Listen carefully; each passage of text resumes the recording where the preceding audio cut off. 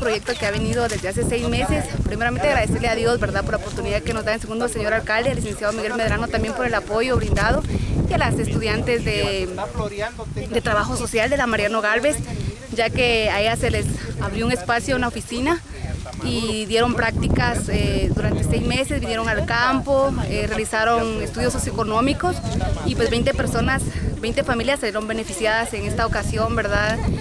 Se les vino a capacitar sobre la importancia de la siembra, y como ustedes pudieron darse cuenta, se vino a ejecutar el proyecto dándoles a cada una un árbol frutal, y es la naranja Valencia.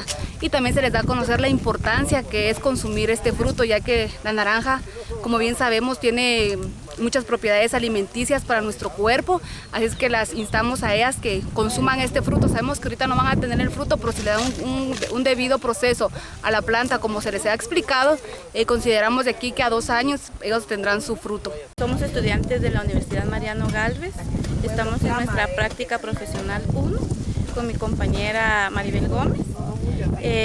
Nosotros solicitamos el espacio para poder realizar nuestra práctica en la UNSAM, y gracias al señor alcalde y también al señor Miguel Medrano, que nos dieron la oportunidad, ¿verdad?, de hacer nuestras prácticas, a bien tenemos la culminación de nuestro proyecto, y este proyecto pues culmina el día de hoy entregándoles a las señoras unos árboles frutales que son específicamente naranja Valencia. Darles a las señoras un proyecto productivo, el cual les va a servir no a un corto plazo, sino a un largo plazo. Entonces un árbol, ellos van a tener el aprovechamiento del fruto, y con eso van a tener más oportunidad, ¿verdad?, de acceso a los alimentos.